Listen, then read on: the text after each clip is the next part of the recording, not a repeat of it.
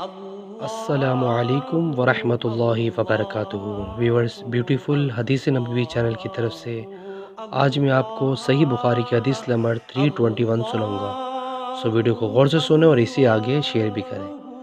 حضرت عائشہ رضی اللہ تعالیٰ عنہا فرماتی ہیں کہ جس زمانہ میں ہم پاک رہتے ہیں، حیض سے کیا ہمارے لیے اسی زمانے کی نماز کافی ہے؟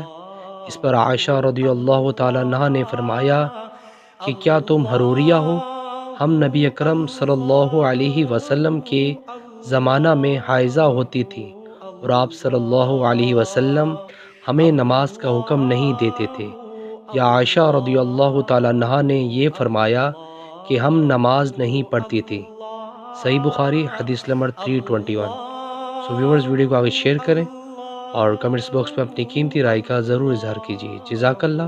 السلام علیکم ورحمۃ اللہ وبرکاتہ۔